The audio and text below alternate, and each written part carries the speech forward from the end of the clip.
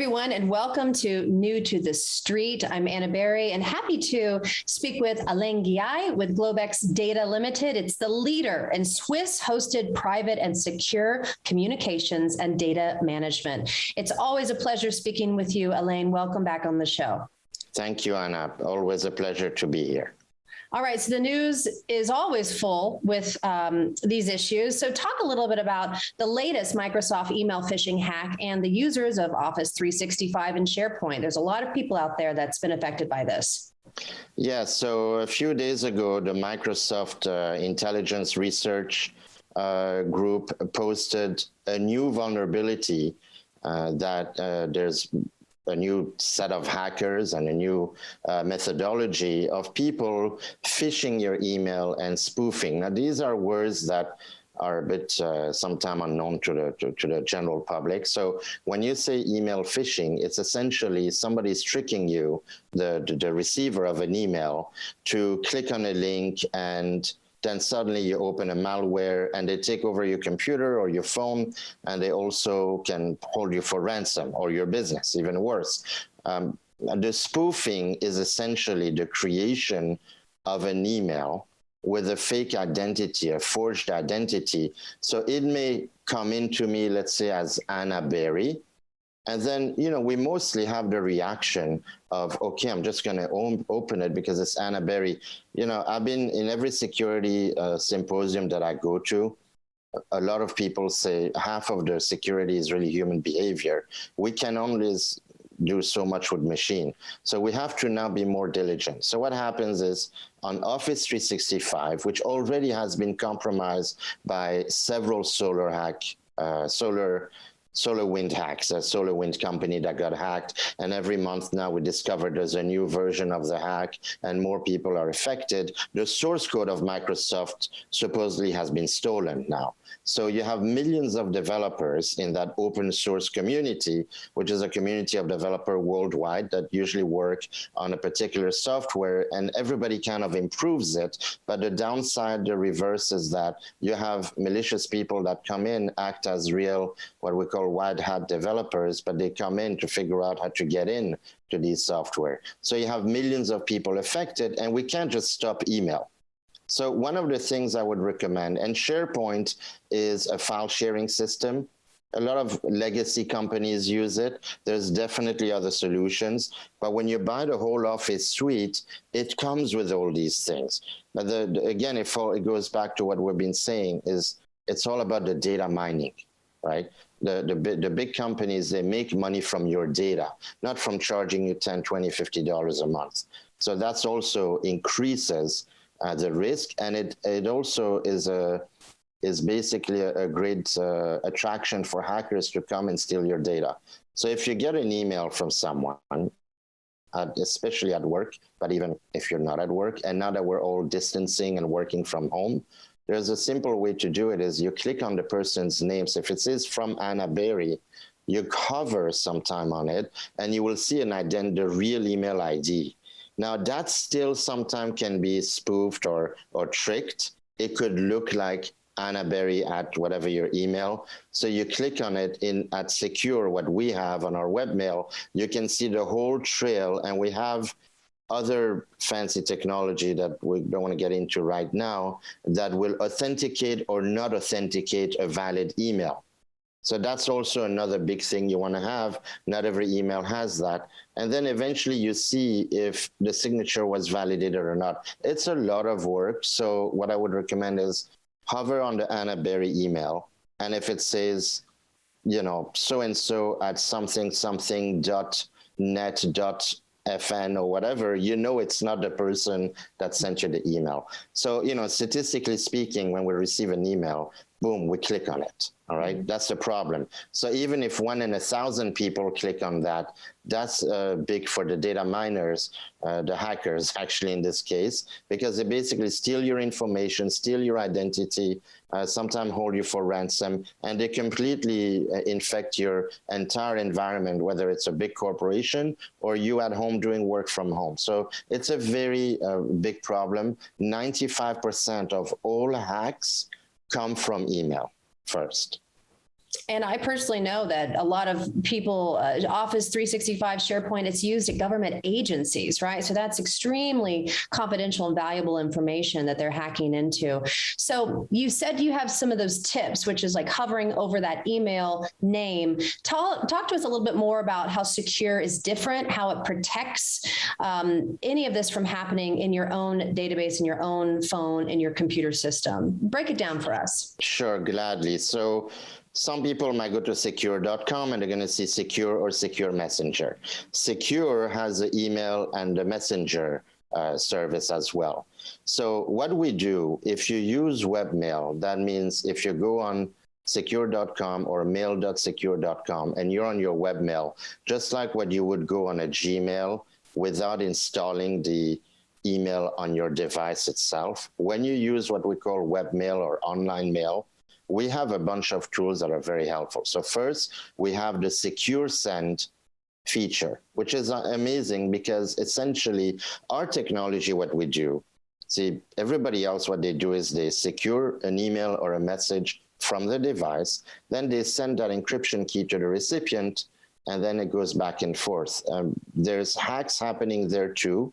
We call that man-in-the-middle hack because the encryption that your device does is not really that powerful because the device doesn't have a lot of processing power. What we do is your emails and your messages never leave our environment in Switzerland. We have, super powerful servers that crunch out highly complex encryption key.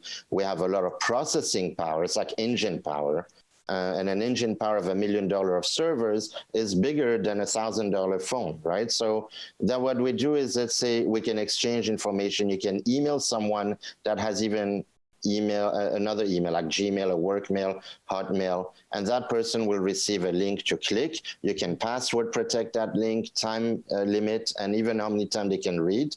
When they click on the link, they're in our Swiss environment, they can read the email and they can do secure reply. So even if you don't have Secure, but the sender has Secure, they can protect that two-way communication. And because that communication never leaves our servers, it's protected. And you also would have to literally hack us to try to mimic that secure send and secure reply. We've started in 2007 in Switzerland. We have never had a successful hack for many reasons, which we will go over in the coming months of how we do things. But basically, that's a fact. Now, that's the email. That's great because you're going to email your doctor, your bank, your lawyer, your friends, your supplier, anything. If you're a business, you want those financial transactions to be protected. If you're an individual and you email maybe something to a doctor or a chiropractor or, a naturopath, you don't want your medical record to be floating all over the net, right? So, or if you travel, for example, there's so many things.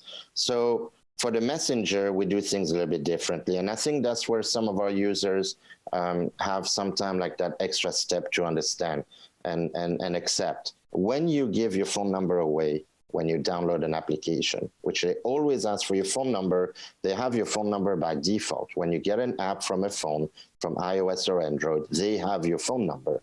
It's a fact.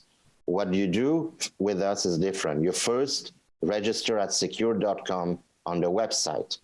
You get a user ID and a password. We never ask for your phone number. Then when you go to your iPhone or Android, and download that app, if you want to go through an app, even though we have a mobile version, you basically never have to give the phone number away. You log in with a username and password, and we have a complete wall. We don't store anything on the phone. The only downside for this is that if you want to text someone, well, first of all, for every application, the other person needs the app as well. If they don't have the same app, then they can't, unless you do SMS, which now everybody can read, right? You don't want that. So if you use Secure Messenger, we found a way to message someone that doesn't even have Secure. You put their first, last name, and email, because we never ask for the phone number. They get an email that says, Anna wants to chat with you. They click and it opens a secure browser, a private channel. Now they are in Switzerland too, just like you. And you're both communicating within our Swiss server. We get a lot of people that say, I can't ask and add contact one at a time. I understand that. So in the next 8 weeks, we're going to try to make it that we can upload all your contact without data mining them, because we never data mine anything. And that'll be a little bit easier. So you say, hey, I want to go to Anna. It'll pop up and populate Anna's name and email.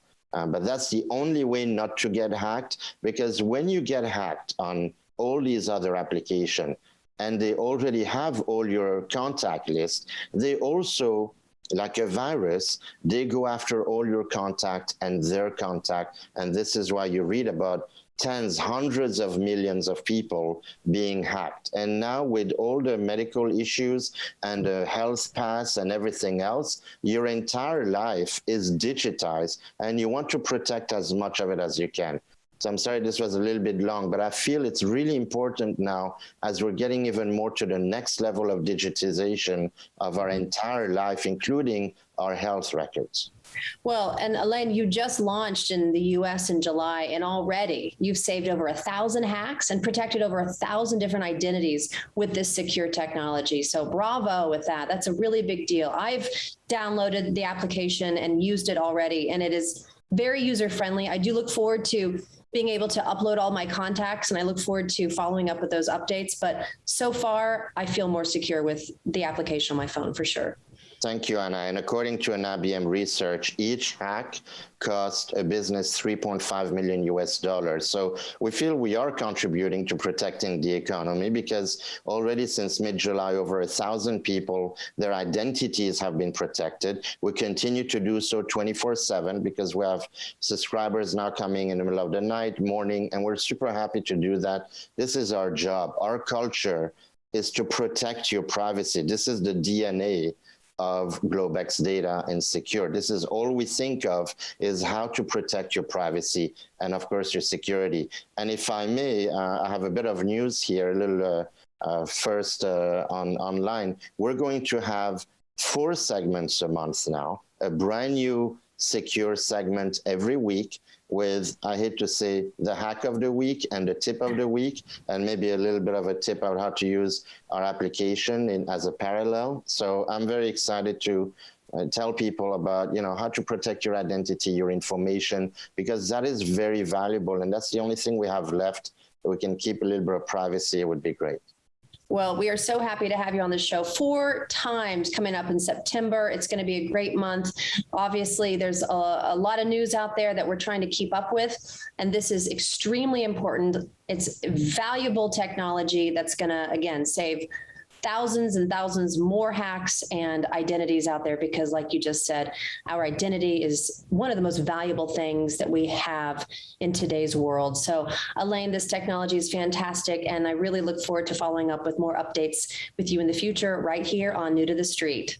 Thank you, Anna, and thanks everyone for watching us.